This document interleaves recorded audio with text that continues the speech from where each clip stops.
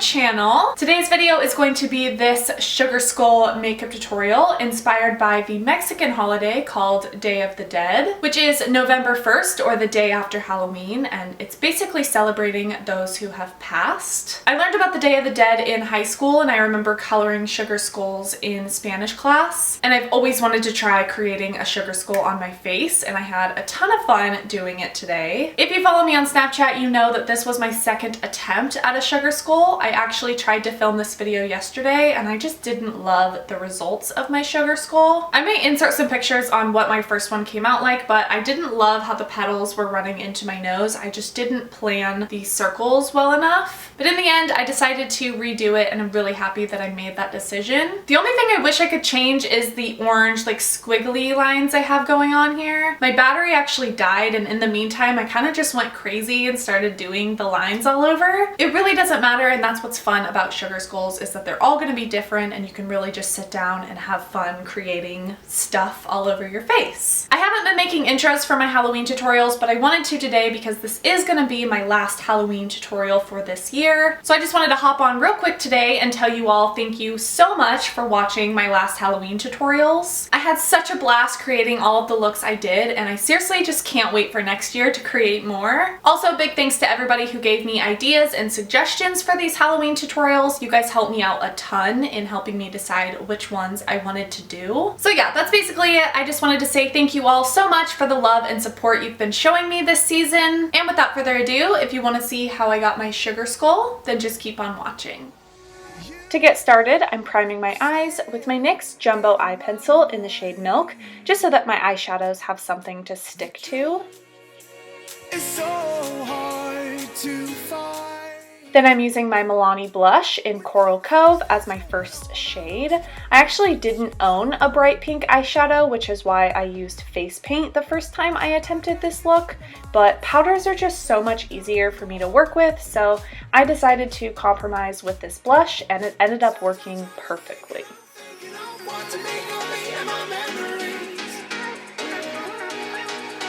Sometimes I've been thinking I'm dreaming of what it could have been besides memories, 'cause I still need you. Next, I'm taking my NYX single eyeshadow in the shade UltraViolet to blend around the edges of the pink. You want this to look really blended and blown out, just like a normal eyeshadow look, but keep in mind you totally don't have to use pink and purple. That's just what I chose.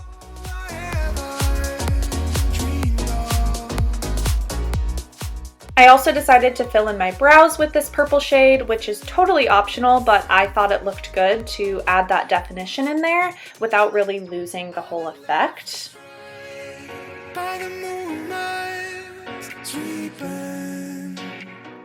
And then once I've gotten the look I'm going for, I took Q-tips and dipped them in makeup remover and cleaned up the edges of my circles. You want to make them as symmetrical as possible, and this is why I didn't put on any foundation before doing these circles. If you wanted to do foundation before, you could totally just clean up the circles with concealer instead of makeup remover.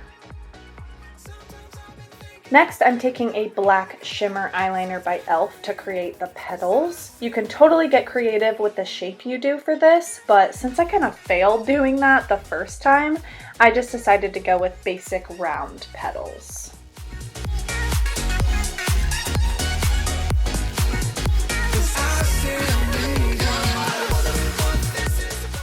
Now I'm going in with my Anastasia Cream Contour Kit, and using the shade Fair, I'm going to apply this all over the face. The reason why I use this is because I wanted a super light shade, but I didn't feel like dealing with white face paint. Feel free to use it if you want, but I find it harder to work with and not as long lasting as a concealer or a foundation. Then I decided to make the petals purple, so I just colored them in with that same ultraviolet shade.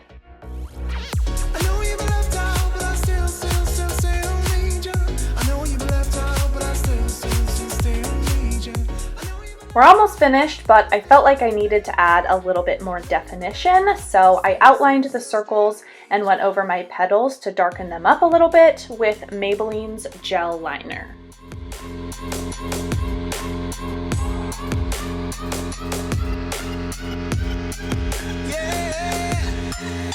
Like the attention, girl, I know you. Lastly, for the eyes, I just added mascara, and my favorites are Rodial Glamolash mascara for my upper lashes and Jordana Best Lash Extreme for my lower lashes.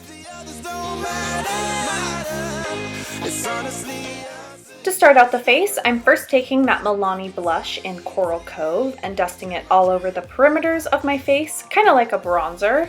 And then to add a little bit more depth and definition, I'm using the purple eyeshadow we used before, pretty much like a contour shade.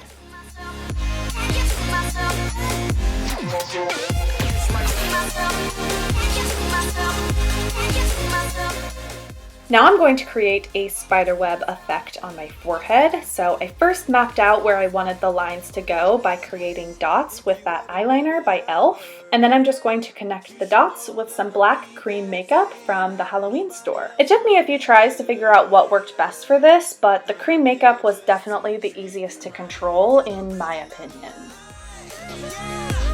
You're the only pain I can endure, but when you're not here.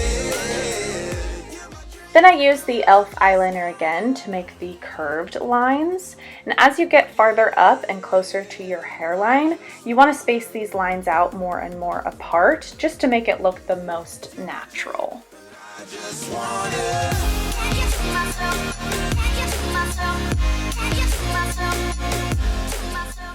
Next, I'm going to add in some shading and highlighting to make it look more realistic with the white and black eyeshadows from the Lorac Pro palette.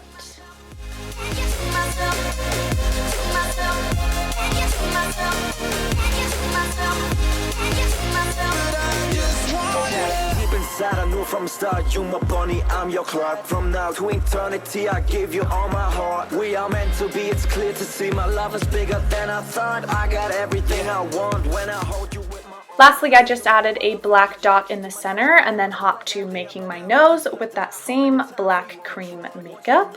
I went for a pretty basic triangle nose, but feel free to go for any shape you want.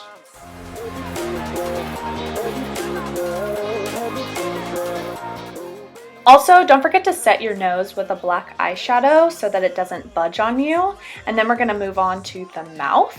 So I first just covered my lips with a light foundation, and then I created the two lines extending the sides of my mouth.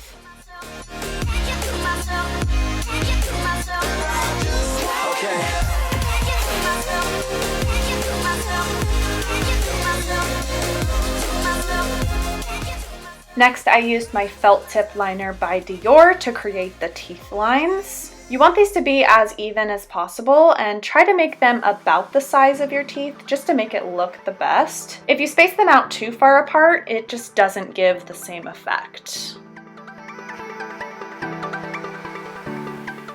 Now, here's where I considered stopping the look, but I just decided to have fun creating more designs all over my face, mostly because I wanted to incorporate more color. So I made the flower on my chin with an orange face paint from a Halloween palette, and then set it with an orange eyeshadow from this Wet n Wild trio called Sunset to Sea.